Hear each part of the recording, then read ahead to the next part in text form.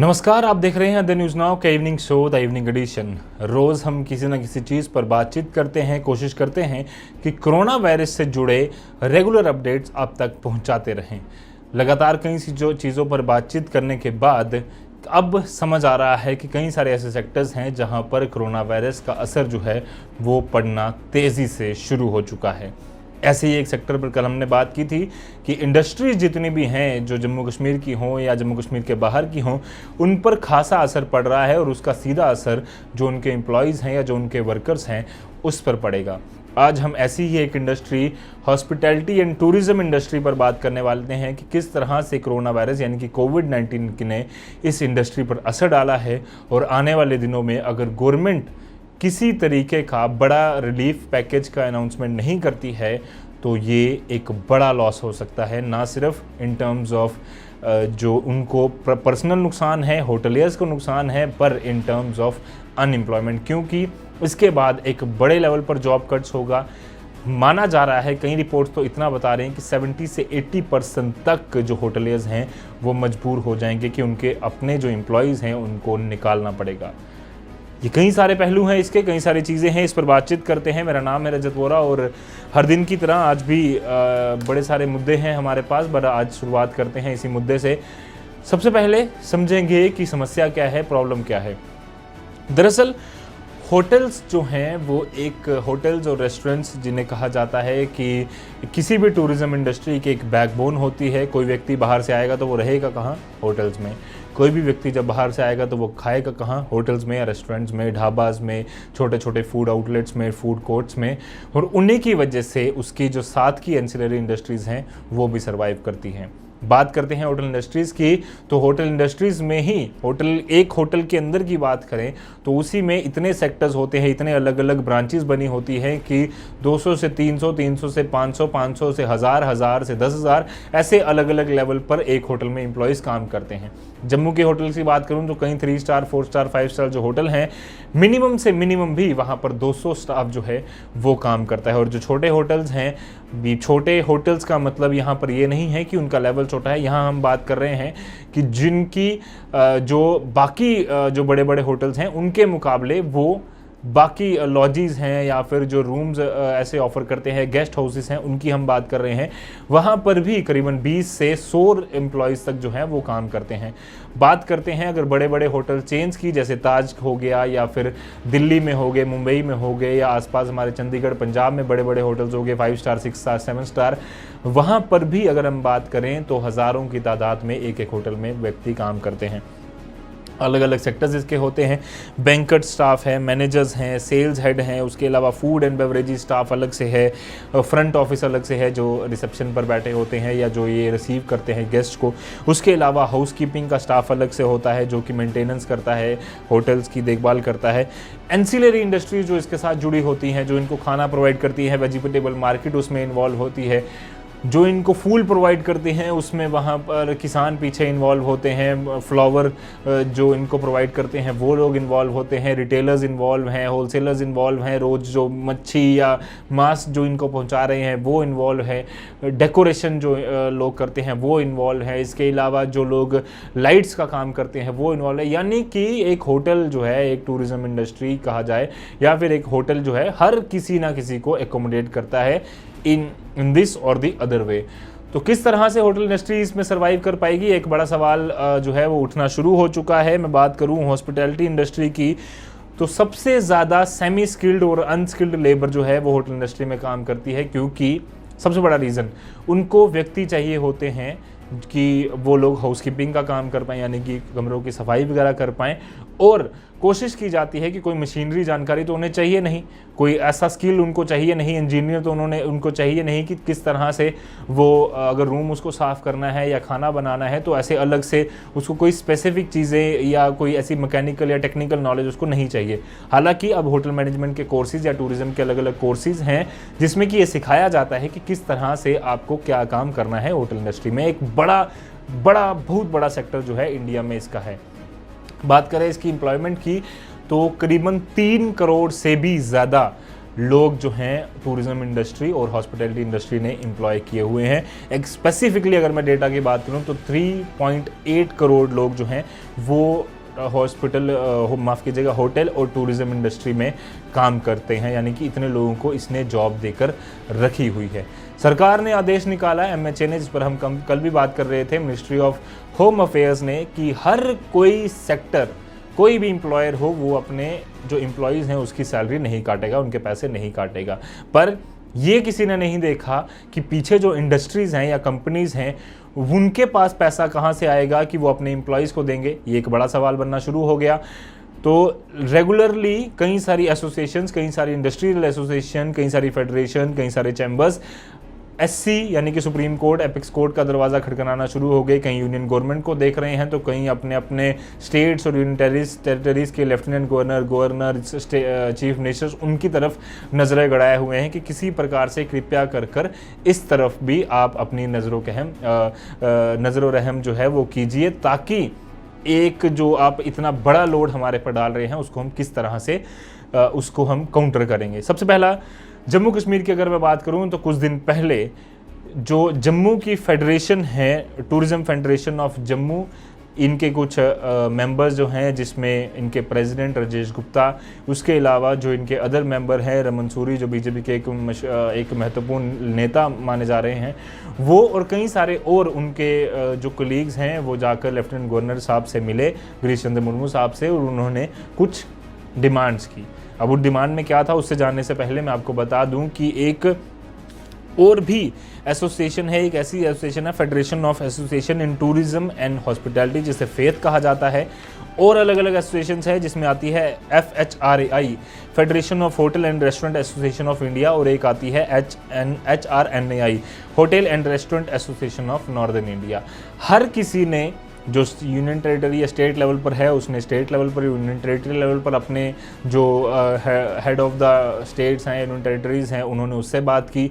जो नॉर्दर्न में हैं उन्होंने यूनियन गवर्नमेंट से बात की, जो स्टेट अलग अलग हैं उन्होंने अपनी अपनी स्टेट से बात की, और जो नेशनल लेवल पर हैं उन्होंने भी यूनियन गवर्नमेंट और सुप्रीम कोर्ट का दरवाज़ा खटखटाया कि कृपया कर हमारी कोई हेल्प कीजिए। हाथ जोड़कर वो उनके सामने गए।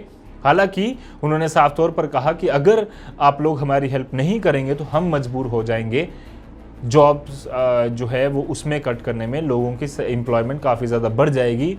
ये उनकी धमकी नहीं थी पर उनकी मजबूरी थी। कैसे, उसको समझते हैं। मैं आपको बताने जा रहा हूँ थोड़ा सा डेटा। 2018-19 की मैं बात करूँ तो 10.5 मिलियन फॉरेन टूरिस्ट इंडिया में आया। 10.5 होता है 1.05 करोड़, यानी कि 1.5 करोड़ व्यक्ति जो है वो इंडिया में पिछले साल फॉरेन से आया। 5 मिलियन उसमें से एनआरआईज थे, मतलब उसमें से एनआरआईज लोग जो हैं वो 5 मिलियन है, 50 लाख। 1.8 बिलियन डोमेस्टिक टूरिस्ट है जो आगे पीछे ट्रैवल करता है। मतलब विजिट्स की हम बात कर रहे हैं यहाँ, पर्टिकुलरली किसी एक ये हम कोई एग्जैक्ट फिगर बंदों की या इंसानों की नहीं बता रहे, हम बता रहे हैं कि कितनी विजिट्स होती हैं। एक व्यक्ति अगर 2 जगह जा रहा है तो उसको भी विजिट ही माना जाएगा। 1.6 बिलियन डोमेस्टिक टूरिस्ट विजिट्स होती हैं। उसके अलावा 26 मिलियन आउटबाउंड ट्रैवलर्स होते हैं, यानी कि इंडिया से जो लोग बाहर कंट्रीज़, बाहर गांव जाकर घूमते हैं, बाहर गांव यानी कि अब्रॉड जाते हैं, फॉरेन जाते हैं, घूमने जाते हैं, जैसे कि आप थाईलैंड और जो आसपास की कंट्रीज़ हैं वहाँ पर जाते हैं, वो है 26 मिलियन का आंकड़ा। और ये सब इस समय पिछले 1-1.5-2 महीने से और आने वाले कई महीनों तक बंद रहने वाला है। उसका कारण सिर्फ और सिर्फ एक ही है, वो है कोविड-19। हर सेक्टर पर असर डाला, टूरिज्म सेक्टर पर सबसे ज़्यादा डाला, क्योंकि पेरिशेबल आइटम माना जाता है टूरिज्म इंडस्ट्री को। क्यों माना जाता है उसको मैं बताता हूँ।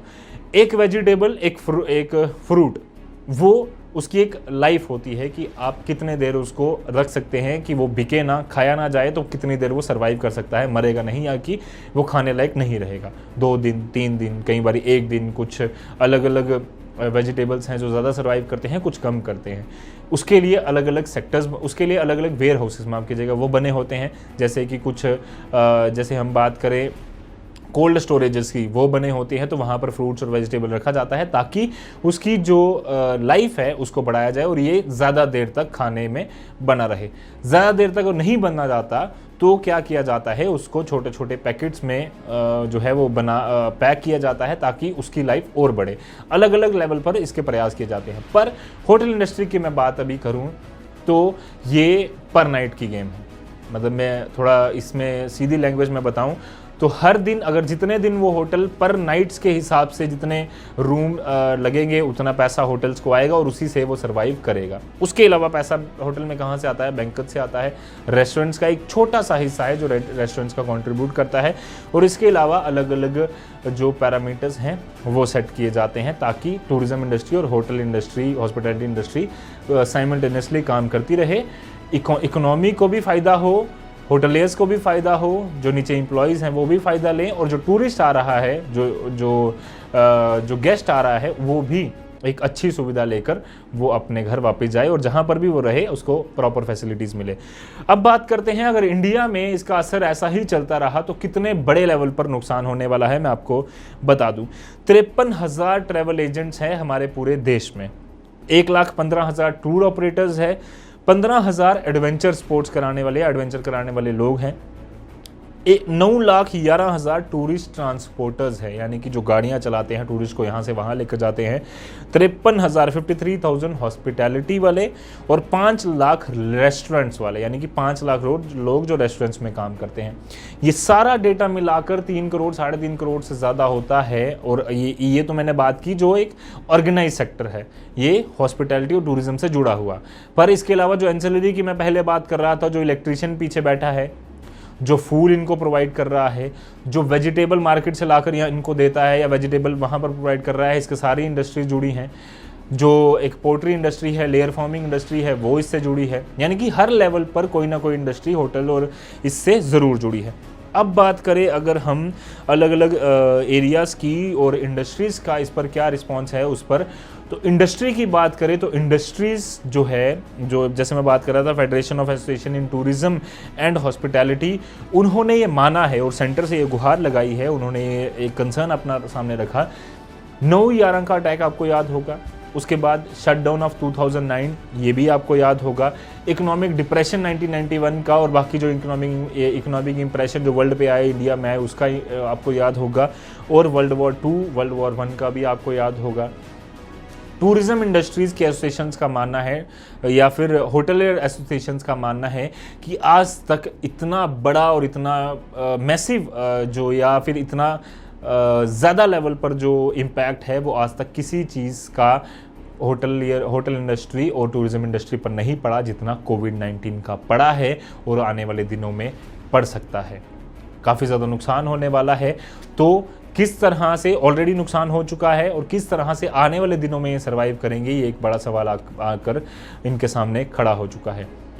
वर्ल्ड लेवल की बात की, इंडिया लेवल की बात की, J&K लेवल की बात करूं, 50,000 से लेकर 1 लाख से भी ज़्यादा तक के एम्प्लॉयज़ जम्मू कश्मीर में टूरिज़्म और ट्रैवल इंडस्ट्री और हॉस्पिटैलिटी इंडस्ट्री में काम करते हैं। बात करूं जम्मू की, कई सारे होटल्स हैं, नेशनल चेन्स भी हैं, इंटरनेशनल चेन्स भी हैं, लोकल लॉजेस हैं, गेस्ट हाउसेस हैं, लोकल होटल्स हैं।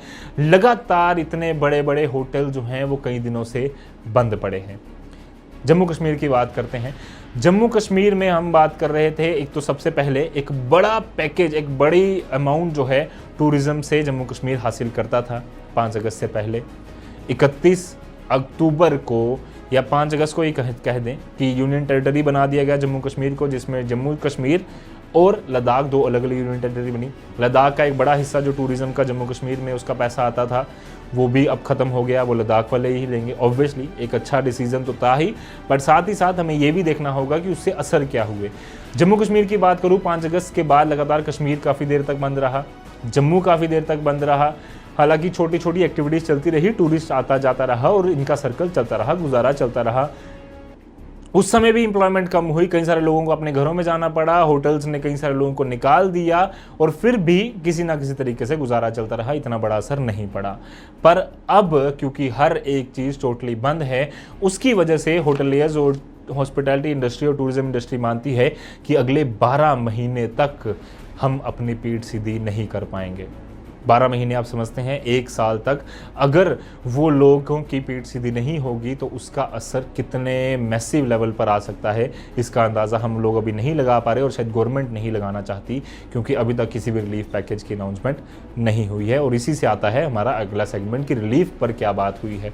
बात करते हैं faith federation of association in tourism and hospitality, बात करें हम federation of tourism federation of Jammu की, बात करें हम hotel and Restaurant Association of Northern India की, बात करें हम federation of Hotel and Restaurant Association of India की, और साथ ही साथ बात करें जम्मू के होटलियर्स की। हमने कई सारे होटल चेंज जो हैं उनसे बातचीत करने की कोशिश की, हर एक कोई नाराज़ था। ज़्यादातर हमने कोशिश की कि बड़े बड़े होटल से हम बात करें, छोटे छोटे लॉजिस से बात करें, एक कंबाइंड कम्प्रिहेंसिव व्यू हम कोशिश करें उनका जानने का कि किस तरह से वो इस समय डील कर रहे हैं और किस तरह से आगे का फ्यूचर वो देख रहे हैं होटल एंड टूरिज़्म इंडस्ट्री का।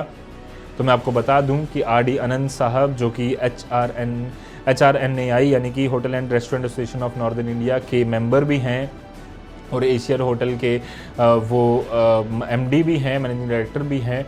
उनसे हमारी बात हुई, उनका साफ कहना था कि अगले 12 महीने तक हम सर्वाइव नहीं कर पाएंगे अगर ये लोग या गवर्नमेंट जो साफ रेफरेंस वो दे रहे थे कि गवर्नमेंट अगर हमें कोई अच्छा रिलीफ पैकेज नहीं देती।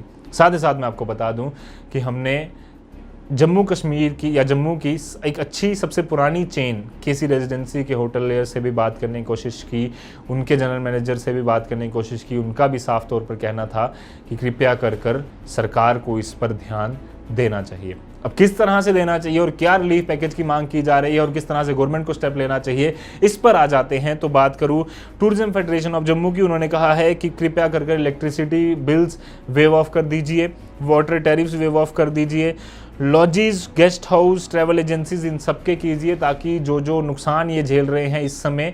ऑलरेडी आपने कहा कि जितने भी एम्प्लॉयज़ हैं, वे वर्कर्स हैं, उनको सैलरीज दीजिए। हम कोशिश कर रहे हैं, मार्च महीने की हमने दे दी, अप्रैल और मई की भी हम देंगे। जितना अच्छा रिलीफ पैकेज आप हमारे लिए बनाएंगे उतना पैकेज हम दे देंगे। साथ ही साथ ये जो मांग है उन्होंने की कि waiters, agents, ticketing agents, service providers, cookies और ड्राइवर्स के लिए एक रिलीफ पैकेज की जो है वो अनाउंसमेंट ज़रूर होनी चाहिए लेफ्टिनेंट गवर्नर साहब द्वारा, जम्मू कश्मीर एडमिनिस्ट्रेशन द्वारा, ताकि जो टूरिज़्म इंडस्ट्री है, हॉस्पिटैलिटी इंडस्ट्री है, उसको कुछ सपोर्ट मिल पाए। अब बात करें फेथ की, तो फेथ ने कहा क्योंकि अगले 12 महीने तक कोई भी चांसेस नहीं है कि होटल और टूरिज़्म इंडस्ट्री, हॉस्पिटैलिटी इंडस्ट्री सीधी हो पाए, उनका जो नुकसान हुआ है वो रिकवर कर पाएँ और पूरी तरह से सुचारू रूप से चले।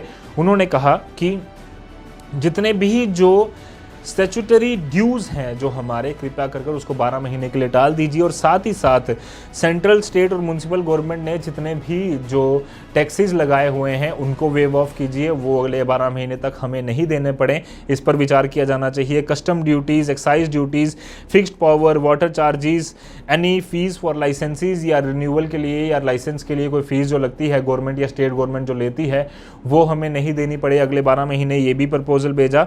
और इसके अलावा एक रिलीफ पैकेज की मांग भी की गई है, GST का भी ना भरने की मांग की गई है कि कृपया कर 12 महीने तक अगर आप एक बड़ा पैकेज का अनाउंस कर रहे हैं तो इन चीज़ों को भी आप ध्यान दीजिए। हम कोशिश कर रहे हैं कि नेशन बिल्डिंग में और कोविड-19 के खिलाफ जो हम लड़ाई लड़ रहे हैं उसमें पूरी तरह से कंट्रीब्यूट करें, पर हम कंट्रीब्यूट किस तरह से करेंगे जब हमारे पास ही पैसा नहीं होगा। होटल इंडस्ट्रीज से कई सारे लोगों से जब मैंने बात की, खुद ही जब हमने कोशिश की कि उनसे उनका व्यू जाने, तो उनका ये कहना था कि ये जो इंडस्ट्री एक ऐसी इंडस्ट्री है जो ज़्यादा सेविंग नहीं रखती। हालांकि उनका अपना अपना व्यू है, कुछ रखते होंगे कुछ नहीं रखते होंगे, पर ज़्यादातर उन्होंने कहा एक ओवरऑल व्यू उन्होंने मुझे देने की कोशिश की अलग अलग, क्योंकि ये एक व्यक्ति से मैंने बात नहीं की, कम से कम जम्मू के बड़े बड़े होटल्स, छोटे छोटे होटल, लॉजिज़, सबसे ज़्यादातर मैंने बात करने की कोशिश की। तो उनका मानना यही था कि अगर ये जो पेंडेमिक है और कोविड-19 की वैक्सीन जल्द से जल्द नहीं बनती तो आने वाले 3 महीने, 6 महीने, 12 महीने कोई भी होटल जो है वो पूरी तरह से सुचारू रूप से काम नहीं कर पाएगा। और क्या क्या मांग उन्होंने पर्सनल लेवल पर की उस पर हम बातचीत कर लेते हैं। सबसे पहले ये ड्यूटीज़ और जितने भी एक्साइज या कस्टम ड्यूटीज़ या फिर टैक्सेस जो इन पर लगते हैं उसको माफ़ करने की बात तो कही, रिलीफ पैकेज की बात भी की। और उन्होंने कहा कि अगर एक फंड होता है जो गवर्नमेंट के पास रखा जाता है, जो होटल एम्प्लॉयज़ का होता है, उसे कहा जाता है ESI, और दूसरा होता है PF, प्रोविडेंट फंड। उन्होंने कहा कि उसी पैसे को जो गवर्नमेंट के पास पड़ा हुआ है हज़ारों करोड़ों में, उसमें से अगर वो कुछ पैसा 70% तक उन्होंने मांग की, ये पैसा अगर होटल्स को दे दिया जाएगा, होटलियर्स को, ताकि वो अपने एम्प्लॉयज़ को दे सकें, तो एक बहुत बड़ा रिलीफ जो है होटल इंडस्ट्री के लिए हो जाएगा। और कोशिश उन्होंने की कि एडमिनिस्ट्रेशन के सामने ये मांग रखी जाए कि अगर आप डायरेक्ट बेनिफिट नहीं दे सकते तो इस समय आप छोटा सा एक लोन हमारे लिए निकाल दीजिए, interest free loan for next 6 और 12 मंथ्स, और जितना भी लॉकडाउन बढ़ता है तब तक के लिए कृपया कर या फिर जब तक पूरी तरह से हम सही तरीके से काम नहीं करना शुरू हो जाते तब तक आप एक इंटरेस्ट फ्री लोन जो है हमें दे दीजिए उसी प्रोविडेंट फंड के पैसे से, ताकि हम अपने एम्प्लॉयज़ की सैलरीज भी दे पाएँ और उनकी जॉब कट्स भी ना करें। अदरवाइज नेशन को कंट्रीब्यूट हर कोई करना चाहता है पर हम नहीं कर पाएंगे। ये एक बड़ा सवाल जो है होटलियर्स ने पूछा है और ये मांग उन्होंने सबके सामने रखी है। इस समय सबकी समस्या सुनी जा रही है। हम बात करें वर्कर्स की, एम्प्लॉयज़ की, जो होटल्स में भी काम कर रहे हैं, रेस्टोरेंट्स में काम कर रहे हैं। एक छोटा मोमोज रेडी लगाने वाला, वो भी इस समय परेशान है। 300-500 रुपया, 1000 रुपया वो रोज़ कमाता था, पर वो नहीं कमा पा रहा। कई सारे ऐसे फैक्टर्स हैं जो इस समय कोविड-19 ने हर चीज़ पर असर डाला है, तो हर फैक्टर कहीं ना कहीं, हर सेक्टर जो है कहीं ना कहीं असर उस पर ज़रूर हुआ है। अगर हम बात करें जम्मू के होटलियर्स की, तो उन्होंने कहा कि अगर बार एसोसिएशन को, जो लॉयर्स की एसोसिएशन है, उनको अगर लेफ्टिनेंट गवर्नर साहब मदद कर सकते हैं तो कृपया कर यहाँ पर भी हमारा ध्यान दीजिए। अगर हम लोग सर्वाइव नहीं कर पाए और अनएम्प्लॉयमेंट आने वाले दिनों में बढ़ी तो उसका खामियाजा भुगतना पड़ेगा, ना सिर्फ होटलियर्स को, क्योंकि ऑब्वियसली वो नुकसान में है तो उनके पास कोई ऑप्शन नहीं रहेगा। इसका खामियाजा सबसे ज़्यादा गवर्नमेंट को भुगतना पड़ेगा और सबसे ज़्यादा भुगतना पड़ेगा जो एम्प्लॉयज़ हैं उनको और उनके घर वालों को, क्योंकि उनकी नौकरी जाएगी। तो कृपया कर गवर्नमेंट को इस पर संज्ञान लेना चाहिए और जल्द से जल्द फैसला लेना चाहिए।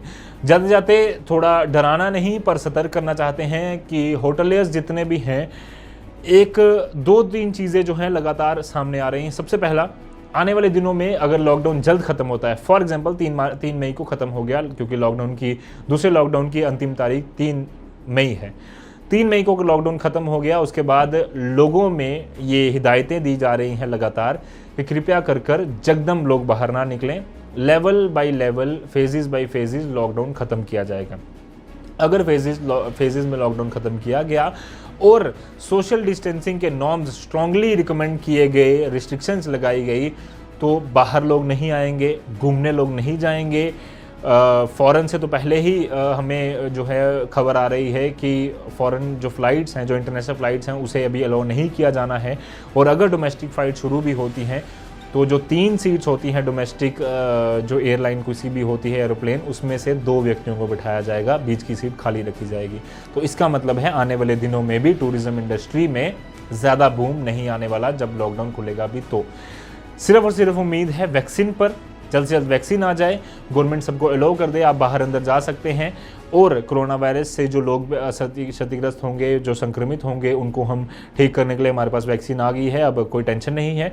और दूसरा, जब तक वैक्सीन नहीं आती तब तक सरकार से ही उम्मीद की जा सकती है कि सरकार एक अच्छा और एक कम्प्रीहेंसिव पैकेज सब चीज़ों को सोचकर एक सामने, होटलियर्स के सामने भी और बाकी इंडस्ट्रीज़ के सामने भी रखे।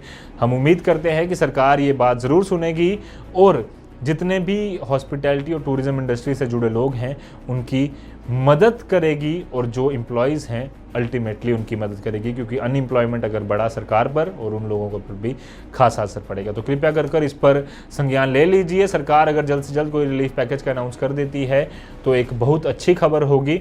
और बाकी किस किस इंडस्ट्री पर असर पड़ा है, किस किस जगहों पर असर पड़ा है, हम रोज़ उस खबर को लेकर आपके साथ में जुड़ते रहेंगे। आज के द इवनिंग एडिशन के इस खास कार्यक्रम में फ़िलहाल के लिए मुझे यानी कि रजत वोरा को दीजिए इजाज़त। धन्यवाद।